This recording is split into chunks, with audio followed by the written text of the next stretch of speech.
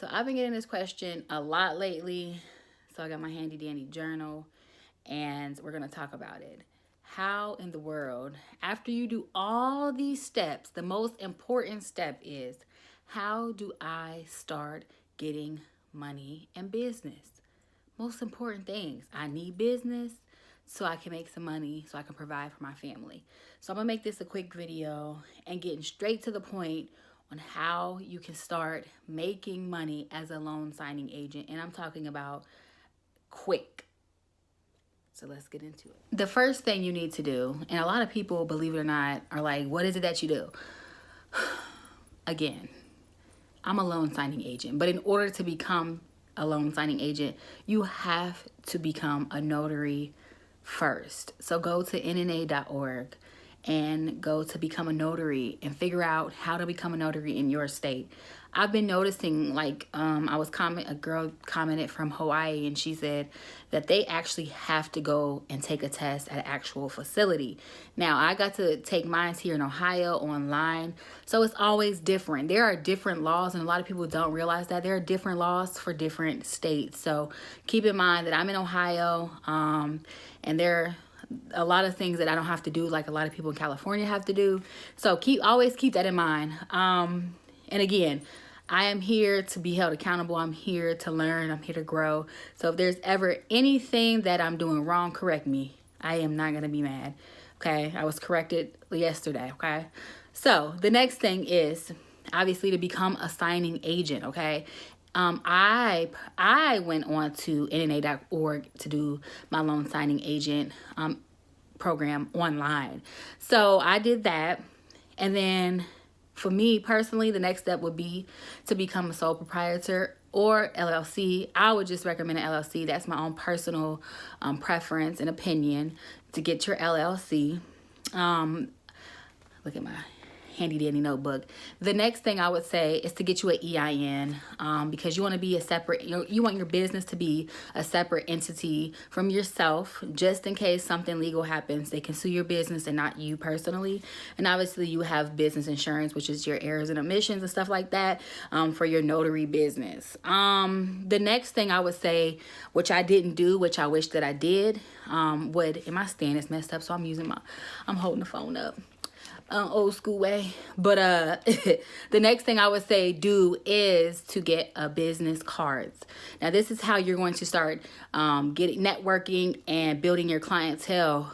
A lot of the times you meet random people, whether you're at the store. Me personally, I leave my business cards anywhere I go. I will drop it on the floor just in case somebody might pick it up and see it. I will leave it at Kroger's. They have like that little bulletin board thing that you can leave your business and stuff. Like, it's like you're walking out is right there. It's like a bulletin board, and local businesses leave their information for their businesses there. I do it too. I'll leave like 5 or 6 business cards, and as often as I go to the store, I'll be like, okay, so that somebody did take that. Or Kroger's probably threw it away because they didn't want to support a black business. Okay. Maybe they don't know if I'm black or not. But regardless, that's how I be thinking. Okay, the next thing is if you want to, which again, we are talking about building a business, right? If you want to, I would say go ahead and build a business website. Now, I built my business website on GoDaddy.com. Now, I'm not affiliated with them, which I need to actually see if I can be. But that's where I built mine's at. And it was probably about $189. Maybe $200, give or take. I can't honestly remember, but it was expensive. And the only reason I would say get you get you a website is because it just looks professional, not only on your business cards, but just to people that are trying to do business with you. It's just a professional look. Again, we're talking about making money. I'm talking about real money. So my next tips and advice would be to, after you do all those steps, like I said, the website is optional, but everything else, you need to do it. Is to go ahead and sign up for those signing platforms. And I'll give you 2 of them, Signature Closers and SnapDocs. Signature Closers has been very, very good to me. Although I still feel like they don't pay a lot. My biggest piece of advice would be for my new notaries, loan signing agents, would be take what you can. Not to say take $50 for a refi or investment refi or a buyer seller. No, but if it's $85 and it's a refinance, you need to go ahead and take that, because what you're doing is you're building a name for yourself and you're getting those signings underneath your belt. And also you need to get practice. Okay, and I'm not saying error, but I'm saying use these platforms to go ahead and make those mistakes that obviously we're going to make in the beginning, middle, and we are human, right? But get those newbie mistakes up out of here with those signing platforms, because you do not want to make errors when you're working with a direct title or escrow company or real estate agency, whatever.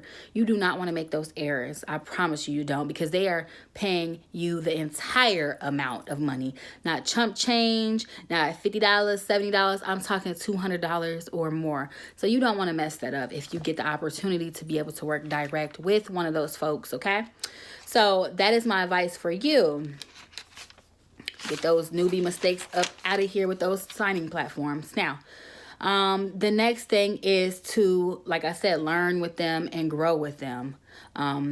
Meaning, you know, once you get the flow of things, it could be, you can watch 150,000 YouTubes. If you do not do one, you just will not know what you're doing. Like, you need to get in the rhythm and the flow of assigning for you, how it will work for you, not how it will work for all these loan signing agents that are doing these skits on how to do a loan, how to do a refi, how to do this. Like, it's how your flow goes, and honestly how it works with you and the title company. If it works for both of y'all, that's your little flow and routine, your rhythm. Go with that. But you have to try. You have to grow. So like I said, go ahead, grow and learn with the signing platforms. Okay? Now, the next step I would say, because again, we're growing, right? This is after you feel confident with doing a loan signing, with doing a refinance, with doing whatever, purchase, seller, whatever, you know what I'm saying?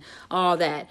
Once you're confident in yourself and your abilities, then go ahead and start reaching out to those title companies and those escrow companies personally. So what I did was, I actually did do the whole go on Notary Rotary and find title companies in my area and look for 3 stars or more. I also Googled. Google is going to be your best friend. It is kind of hard to find an email. When I Googled title companies, I went to their website. I'm like, okay, I don't need no quote, but what's your number? Because I'll call y'all. And a lot of the times you might have to get out there and take, 50 business cards and go to maybe 5 or 6 different places. I'm not saying you got to pack a whole gift basket and whatnot, but make sure you at least are professional looking and dressing, and you also have business cards. And make sure that your business cards are professional and you have a professional email address. A lot of people like myself did not know what a professional email address was, and that is, my professional email address is Kel'a Jones at kjmobilenotaries.org. I thought